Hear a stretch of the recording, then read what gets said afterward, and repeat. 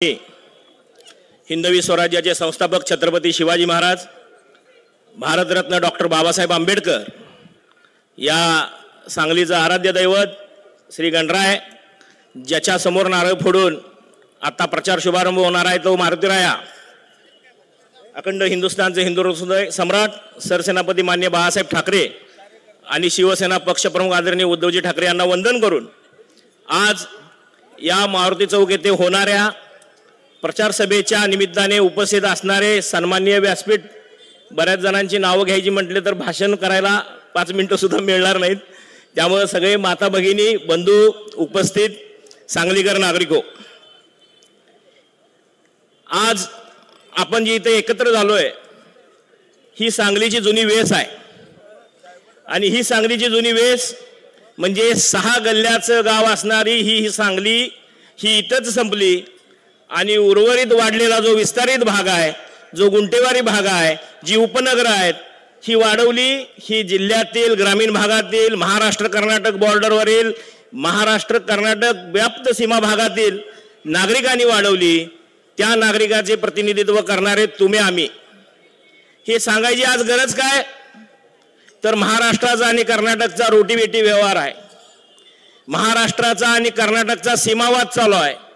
या मारुती चौकाला ह्या सीमा आंदोलनाचं मोठं वलय आहे आणि आपल्या पृथ्वीराज बाबांच्यावर जो काँग्रेसवाल्यांच्याकडून आरोप होतोय, म्हणजे बरखास्त काँग्रेसवाल्यांच्याकडून, इथं उपस्थित असणाऱ्या काँग्रेसवाल्यांच्याकडून नव्हे, की हे कर्नाटकचं पार्सल आहे, हे बेनाडीचे आहेत, हे सांगलीतले स्थानिक नाहीत।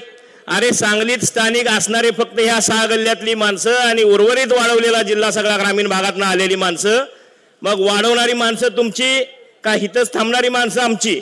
हीच माणसं जरी सांगलीची असली तरी सांगली वाढवणारी माणसं ही उपनगरातली, विविध शहरातली, विविध जिल्ह्यातली, सीमा भागातली आहेत। म्हणून पृथ्वीराज बाबा आमचे आहेत आणि बेनाडी हे सीमा भागातीलच एक गाव आहे। त्यामुळं परका आपला असा भेदभाव करण्यातच आजपर्यंत ज्यांनी 70 वर्ष सत्ता भोगली, कुणी आमदारकी भोगली, कुणी खासदारकी भोगली, कुणी मार्केट कमिटी भोगली, जिल्हा परिषद भोगली, महापालिका भोगली, महापालिकेचं नेतृत्व म्हणून भोगलं, पंचायत समितीचं नेतृत्व म्हणून भोगलं, राज्यमंत्रीपद भोगलं, केंद्रातलं क्रीडा खात्याचं मंत्रीपद भोगलं, मात्र त्यांना अजूनही सांगलीकर आपले वाटत नाहीत, सीमाभाग आपला वाटत नाही, हे वास्तव आहे। आम्हाला आनंद आहे, आम्हाला अभिमान आहे, पृथ्वीराज बाबांचा आम्हाला अभिमान आहे आणि आम्हाला मोदी नावाच्या एका माणसाचा सुद्धा अभिमान आहे। बजाज साहेब, कोण मोदी? तर ह्या चौकातनं पुढे गेला तर मेहता जनरल स्टोअर्सचा मालक आहे धर्मेंद्र मोदी। तो कोण आहे धर्मेंद्र मोदी? काल बाबा बोलण्याच्या ओघात परवाच्या प्रचार सभेच्या भाषणात बोलून गेले। धर्मेंद्र मोदी नावाचा माणूस मेहता जनरल स्टोअर्स चालवतो, जे मेहता जनरल स्टोअर्स गेल्या 5 वर्षापूर्वी ऐन दिवाळीच्या लक्ष्मीपूजे दिवशी पेटलं, रात्रभर त्याच्या दुकानाची बेचिराख होत होती।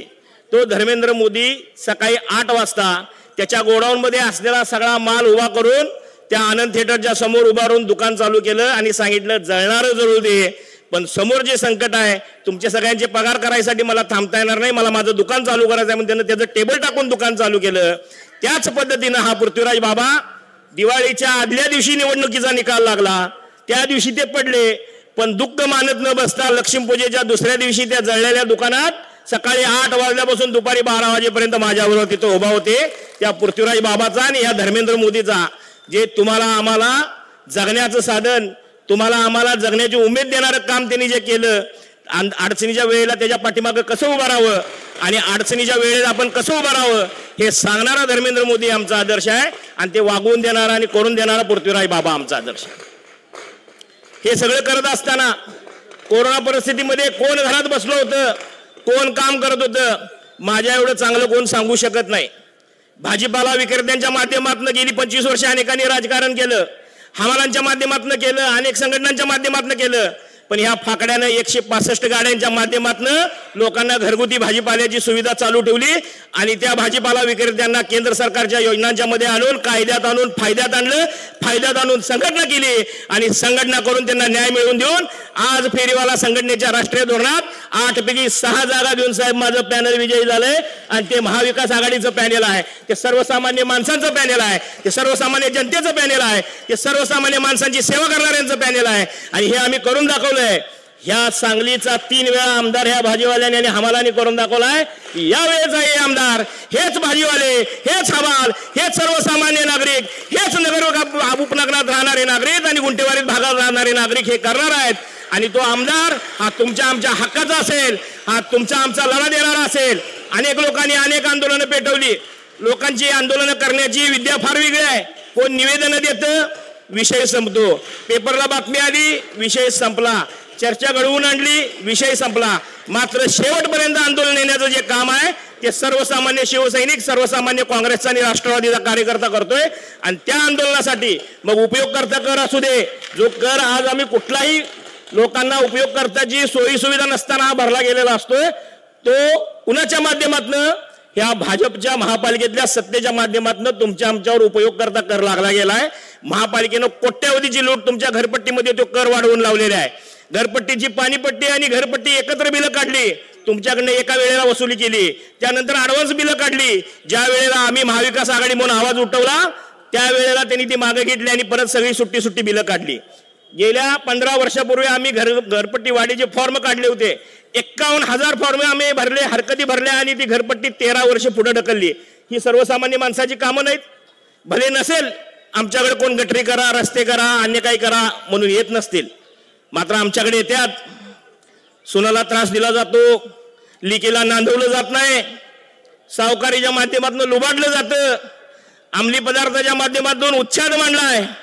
सांगलीच्या कोल्हापूर रोडपासून साहेब जर बजाज साहेब सुरुवात केली, आपण सगळ्यांनी जर या कोल्हापूर रोड पासून सुरुवात केली तर नवीन पुलापर्यंत जे जे कोपरे आहेत, जी समाज मंदिर आहेत, तिथं कुणाचे अड्डे आहेत, तिथं कोण नशेखोरी करते याचा सुद्धा अभ्यास केला गेला पाहिजे. या सांगलीच्या गावभागासहित सांगली शहराला ज्या सावकारीनं वेटोळा घातलाय तो वेटोळा उपसून काढायचा असेल तर तुम्हाला ह्या महाविकास आघाडीचा आमदार, या सर्वसामान्यांचं नेतृत्व करणारा आमदार निवडून द्यावा लागेल.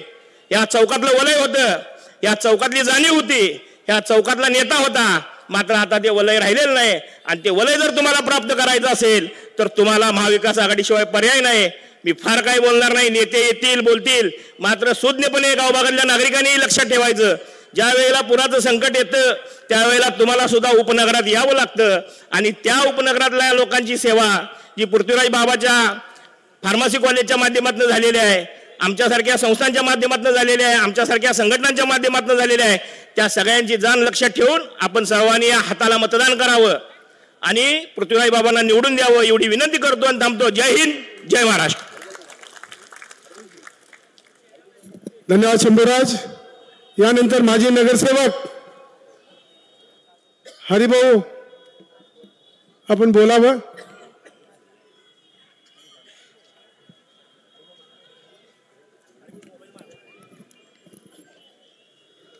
आज या ठिकाणी सांगली विधानसभेच्या निवडणुकीसाठी पृथ्वीराज बाबा पाटील हे विकास महाआघाडीकडून उभे आहेत आणि त्यांच्या प्रचारार्थ आज या ठिकाणी उपस्थित असलेले आमचे नेते आदरणीय संजयजी बजाज साहेब, या ठिकाणी उमेदवार उपस्थित असलेले आपले